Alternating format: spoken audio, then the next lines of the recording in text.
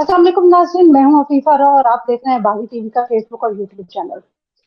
नाज़रीन, शहबाज गिल साहब के ऊपर आपने हमारा जो है वो इससे पहले का व्लॉग सुना था कि उनके साथ जो भी मामला चल रहे हैं, लेकिन एक और खबर जो पाकिस्तानी सियासत में पिछले काफी अरसे से गर्दिश में रहती है, हर थोड़े थोड़े टाइम के बाद वो खबर दोबारा से नई हो जाती है और वो है नवाज शरीफ की वापसी का मामला। तो मेरे साथ मौजूद है रिजवान, इस बारे में जानेंगे कि इन सारी अफवाहों में कितनी हकीकत है और उनके पास क्या खबर है कि वाकई नवाज शरीफ साहब तशरीफ ला रहे हैं और वही वजह है जो टिकटें लगाती है या इसकी कोई और वजह है। अस्सलाम वालेकुम रिजवान रजी साहब। वालेकुम अस्सलाम। जी रिजवान रजी साहब, आप बताइएगा कि आप नवाज शरीफ साहब की वापसी के मामले को किस तरह से देखते हैं। देखिए, मियां नवाज शरीफ साहब जो है उनकी वापसी जो है वो सबसे बड़ा पॉलिटिकल मसला है पीएमएल-एन के लिए। अगर हम मौजूदा हुकूमत में देखें तो इस वक्त सबसे ज्यादा जो तनकीद हो रही है या जिसे हम अपनी आम जुबान में कहें गालियां पड़ रही हैं वो पीएमएल-एन को पड़ रही हैं, हालांकि वो दर्जन से ज्यादा पार्टियों की हुकूमत है। अच्छी अच्छी बातें जो हैं वो पीएमएल वो जो है वो जेयूआई के हिस्से में आ रही हैं, या पीपल्स पार्टी के हिस्से में आ रही हैं, फौरन के महाज के ऊपर हो जाए या मुकामी महाज के ऊपर हो जाए। लेकिन जो तनकीद का सामना है वो सिर्फ पीएमएल एन को करना पड़ रहा है। अब एक तो ये है कि पीएमएल एन जो है वो उसके ऊपर परफॉर्म करे और फैसले सख्त लेने थे उसको वो लेने हैं, लेकिन उसकी सियासी कीमत ले रही है, लेकिन उसकी सियासी कीमत सिर्फ पीएमएल एन फ्राहम कर रही है। बाकी पार्टियां साइड पे हैं। जब भी तनकीद आती है तो हम कमरुज़्ज़मा कायरा को नहीं देखते, शेरी रहमान को नहीं देखते, हाँ अच्छी अच्छी जगहों पे वो मौजूद होते हैं। तो ऐसी सूरत के लिए, बिल्कुल। पॉलिटिकल सर्वाइवल के लिए, पीएमएल-एन के लिए ये जरूरी है कि वो कहे कि अभी हमारा असल किंग जो है या असल शेर जो है वो तो आया ही नहीं है मैदान के अंदर। अब मियाँ जो आएगा तो लागू पता जाएगा, अब मियाँ आएगा तो फिर आप देखिएगा क्या होगा। तो इसलिए उन्हें एक माहौल बना के रखना है कि मियाँ नवाज शरीफ आ रहे हैं और ये जितने भी लोग यहाँ पे बैठे हैं शहबाज शरीफ की इमामत में, ये सारे के सारे नालायक लोग हैं और ये सारी मुसीबतें इन वजह से हैं। मियाँ नवाज शरीफ आएगा तो वो इन मसाइल को हल करेगा।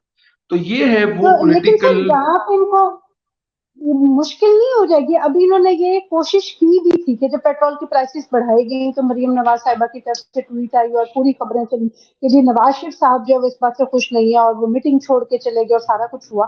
तो लेकिन इनको सोशल मीडिया पे और आवाम की तरफ से, इवन सहाफियों की तरफ से, मैंने आपका भी वीलॉग सुना था, इनको काफी तनकीद का सामना करना पड़ा। तो आपको लगता है कि ये बयानिया बनाना इनके लिए आसान होगा कि जी जब मियाँ साहब आएंगे तो फिर सारा कुछ ठीक हो जाएगा? क्योंकि तब भी तो यही टीम होगी, उनके साथ भी तो इसी टीम ने परफॉर्म करना है। ये कोई अपने सियासत जो रहनुमा है वो बदल तो नहीं लेंगे। जी जी बिल्कुल, आपकी बात ने बहुत मुनासिब बात कही है और यही बात असल में असल बात है। लेकिन उन्होंने भी तो अपना कोई सर्वाइवल लेना है ना, कि उन्हें कोई एक्सक्यूज ढूंढना है, कोई ना कोई बयानियां लेके उन्होंने बात करनी है। तो मेरा ये ख्याल है या मैं ये महसूस करता हूं कि वो ये करते हुए इस वक्त पाए जा रहे हैं। एक तो ये बात हो गई। अच्छा, दूसरी बात ये है कि मियां साहब जो हैं शायद खुद भी इस वक्त वापसी में इंटरेस्टेड नहीं है और उसकी वजह अच्छा। पाकिस्तान के अंदर जो तो ये उनके तबदले खिलाफ पीर फैसले साहब पड़े हुए। वैसे ही शोर डाल देते हैं हर कुछ महीनों के बाद।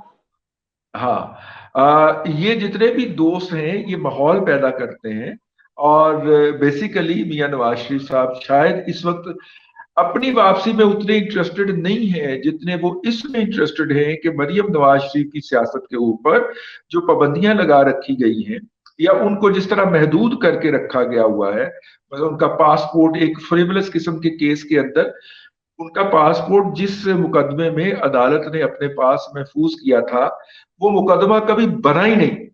एंड फाइनली वो अच्छा। रेफरेंस जो था वो ड्रॉप हो गया। यानी वो ऐसा मुकदमा है जो कभी बना ही नहीं था, उसमें अदालत ने मरियम नवाज शरीफ साहिबा का पासपोर्ट रखा हुआ है अपने पास। उनको पासपोर्ट मिले, वो जाके मियाँ साहब से मिले, उन्होंने उमरा भी करना है, उन्होंने अपनी जो है फूफो से भी मिलना है कतर जाके, और उन्होंने अपनी चची से भी मिलना अच्छा, है। उनकी, मैंने कहा उनकी कुछ सर्जरीज और मेडिकल इश्यूज भी थे जिनके लिए वो एक बार जाना चाह रही थी, हाँ, वो उनके तब इश्यूज भी हैं, वो नहीं उनके जा सकी। मेडिकल के इश्यूज भी हैं और उन्होंने उसके लिए जाना है। और चूंकि उस केस की, उस बीमारी की या उस मसले की इब्तदाई सारी स्टडी जो है वो वहां के डॉक्टर्स ने कर रखी है, और यहाँ के डॉक्टर्स ने कहा है कि चूंकि वो सारे टेस्ट और सारी बायोप्सीज वहां पे हो चुकी हैं, तो बेहतर होगा कि आप उन्हीं से ट्रीट करवाएं। तो वो उन्हीं से ही ट्रीट करवाने जाना चाह रही है। यहाँ के उनका अपना हॉस्पिटल भी है, शरीफ मेडिकल सिटी। वहां पे भी उन्होंने यही चेक करवाया है, और मैंने जब पता करवाया तो पता चला कि डॉक्टर्स की यही राय है कि चूंकि इनिशियल होमवर्क वो लोग कर चुके हुए हैं और वो इस प्रॉब्लम को पूरी तरह जानते हैं, तो लिहाजा ज्यादा मुनासिब है कि आप उनसे करवा लीजिए। लेकिन इस वक्त वफाकी हुकूमत उनको वो नहीं दे रही। अदालतें खुलेंगी सितंबर के बाद, गर्मियों के छुट्टियों के बाद जब खुलेंगी, तो फिर वो अदालतें उनका केस टेकअप करेंगी। अगर मियाँ साहब भी सितंबर में आते हैं, तो इतनी जल्दी हमारी अदालतें फैसले करने के आदी नहीं है कि सितंबर में ही फैसला हो जाए और मियाँ साहब वहां से चल पड़े। तो वो तो नहीं, इसलिए वो केस चलेंगे। कुछ लोग ये इतला दे रहे हैं कि हो सकता है कि इन केसेस की डेवलपमेंट देख के मियाँ साहब जनवरी के अंदर या दिसंबर के अंदर आने का फैसला करें, लेकिन अभी भी वो फैसला कंडीशनल होगा। जहां तक बात लेकिन है सर कि मैंने वो, अपने इंट्रो में जो बात की थी कि पीटीआई के सोशल मीडिया विंग की तरफ से एक ये बयानिया बनाया जा रहा है कि शायद बरतानिया की तरफ से कोई ऐसा प्रेशर है और उनका वीजा एक्सटेंड नहीं किया जा रहा, इस वजह से उनको वापस आना पड़े, तो इसमें कितनी सदाकत है? देखिए इस बात को एक मिनट के लिए साइड पे कर दीजिए कि ये मियां नवाज शरीफ का मसला है। ये अफीफा, अच्छा। मैडम अफीफा का मसला है। मैडम अफीफा जाती हैं बरतानिया में और जाके वहां पे कहती हैं कि ये मेरे हेल्थ मसला है, मैं यहाँ पे ट्रीटमेंट करवाने के लिए आई हूँ। वो आपको कहेंगे कि जी हम्म। ठीक है, जब तक आपका डॉक्टर हमें ये बताता रहेगा कि आप तंदुरुस्त हैं या आप तंदुरुस्त हो गई हैं, जब डॉक्टर बता देगा तो हम आपको वापस भेज देंगे। जब तक आपका इलाज चल रहा है आप ये काम करते जाइए। पहली बात तो ये है। और वो आपसे पूछते हैं कि आप रहेंगे कहाँ पे, तो आप बताती हैं कि जी मेरे भाई हैं, मैं उनके पास रहूंगी। वो जी। आपसे ये बॉन्ड ले लेते हैं कि वो भाई जो है वो आपकी यहाँ की इलाज की और इसकी जिम्मेदारी उठाते हैं, आप वो बॉन्ड प्रोवाइड कर देगी। उसके बाद आप 18 महीने तक वहां पे रह सकती हैं, इररिस्पेक्टिव ऑफ द फैक्ट कि आपको वीजा एक हफ्ते का मिला था या आपको वीजा जो था एक सही। साल का मिला था। 18 महीने के ठीक। बाद अगर आपका इलाज फिर भी जारी है, तो फिर आप वहां पे एक दरखास्त देंगे और 36 महीने के लिए आपका स्टे एक्सटेंड हो जाएगा। आपके भाई को बुला के पूछा जाएगा कि भाईजान आप अपनी हमशीरा जो अफीफा हैं, इनकी वो जिम्मेदारी कबूल करते हैं? वो कहेंगे मैं करता हूं। तो आपको 36 महीने का और स्टे मिल जाएगा। और ये 18 और 36 मेरा ख्याल काफी ज्यादा महीने होते हैं, और मियाँ साहब को अभी गए काफी हुए टाइम होता है। शायद इतना अरसा नहीं हुआ। इतना टाइम नहीं हुआ। उस और फाइनली उसके बाद एक केस फाइल कर सकते हैं आपके भाई कि जनाब अफीफा जो है वो मेरे ऊपर डिपेंडेंट है और ये वापस नहीं जा सकती, तो लिहाजा इनको यहाँ पे रहने की इजाजत दी जाए और इनको शहरियत भी दी जाए। और वो केस जो है वो समाअत में अच्छा। लग जाएगा। अब उसकी समाअत कहाँ होती है ये जो है ये हमें नहीं पता, लेकिन वो इस तरह करके आप वहां पे 8 से 10 साल बड़े मतलब आराम उसको से स्टे कर काफी सकती है। एक्सटेंड कर सकते हैं। सही। हाँ।